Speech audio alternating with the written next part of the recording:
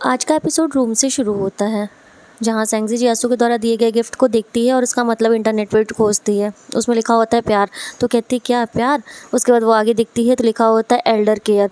तो उसे लगता है कि हाँ, ये तो मुझे लगा ही था कि जियासू मुझे ऐसे ही गिफ्ट देगा।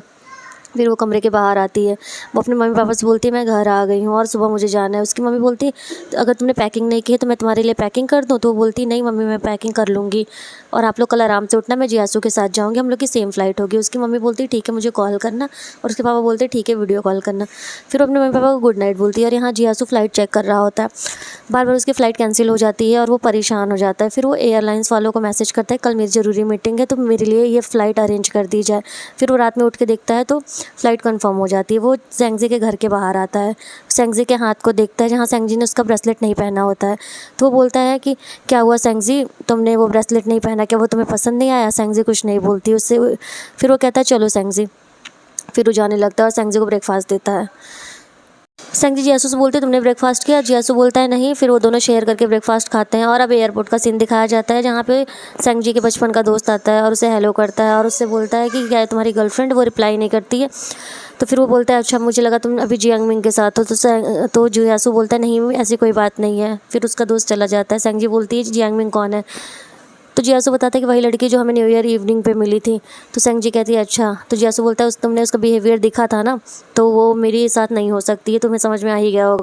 फिर सेंगजी कहती है जब मैं हाई स्कूल में थी तो मैंने एक लड़की को तुम्हारे साथ देखा था जब मैं यही एयरपोर्ट पे आई थी। तो जियासू बोलता है अच्छा तो तुम्हें लगा था कि वो मेरी गर्लफ्रेंड है। उसके बाद सेंगजी कुछ नहीं कहती है। फिर सेंगजी के हॉस्टल का सीन दिखाया जाता है। सेंगजी बाहर आती है जियासू को सी ऑफ करने के लिए। उसकी दोस्त भी उसे बाय बाय करती है।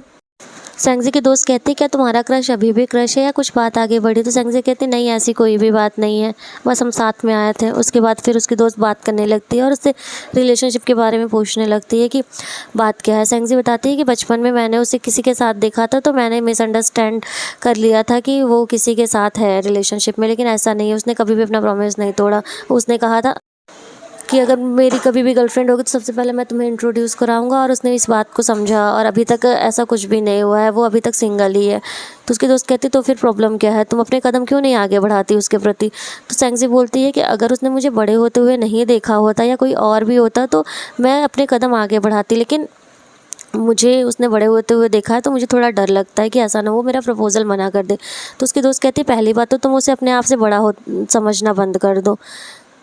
तुम्हारे और उसके बीच में सिर्फ 5 या 6 साल का अंतर है और यही में तो 8-9 साल का भी गैप कॉमन है। तो तुम एक काम करो कि अगर वो सामने से तुम्हें कुछ भी समझ में आता है कि वो अपना कदम आगे बढ़ा रहा है रिलेशनशिप के प्रति, तो तुम भी आगे बढ़ो, और अगर उसके साइड से कुछ नहीं हो रहा है तो तुम भी शांत हो जाओ।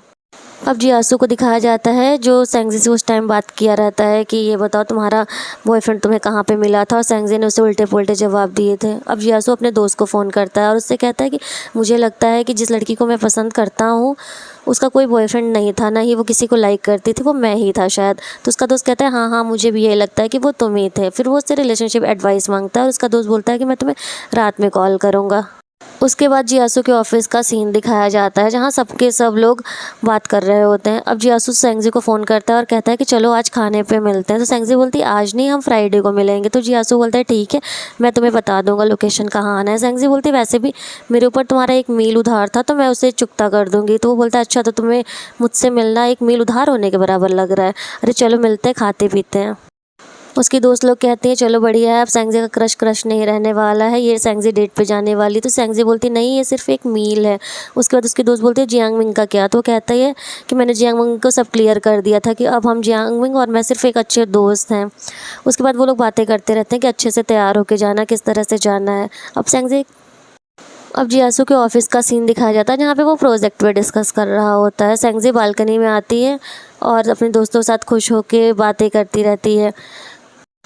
अब सेंगजी बाहर आती है जहाँ जियासू उसका वेट कर रहा होता है। जियासू सेंगजी को देखता है और बोलता है कि आज तुम बहुत अच्छी लग रही हो। फिर सेंगजी कुछ नहीं बोलती है। उसके बाद जियासू कहता है चलो मैं आज तुम्हें किसी से मिलाना चाहता हूँ। सेंगजी सोचती है कि अगर ये मुझे अपनी गर्लफ्रेंड से मिलाएगा तो आगे बैठना ठीक नहीं होगा, मैं पीछे बैठ जाती हूँ। तो जियासू कहता है क्या तुम मुझे ड्राइवर समझ रही हो। फिर सेंगजी उसके साथ आगे बैठ जाती है। अब जियासू और सेंगजी कैफ़े आते हैं जहाँ पर उसकी मैम वेट कर रही होती हैं। जियासू सेंगजी से इंट्रोडक्शन कराता है और बोलता है ये सियोन है, मेरी सीनियर हैं। और उसके बाद जियासू वॉशरूम चला जाता है। उसके बाद सेंगजी और सियोन बात करती रहती हैं। सियोन बोलती है कि मैं तुमसे उस दिन अच्छे से मिल नहीं पाई, क्योंकि क्या हुआ था कि उस टाइम जियासू की तबीयत ख़राब थी। मैं खुद ही आ गई थी जियासू की हेल्प करने के लिए। आने वाले तो मेरे हस्बैंड थे, लेकिन उन्हें भी अचानक मीटिंग में जाना पड़ा, इस वजह से मुझे आना पड़ा। उस दिन पहली बार मैंने जियासू को इतने गुस्से में देखा। वो तुम्हारे लिए बहुत परेशान था। उसने कहा कि जब मैं पहली बार सेंगजी से मिला तो वो अपने भाई से लड़ाई झगड़ा कर रही थी। बहुत खुश मिजाज लड़की थी।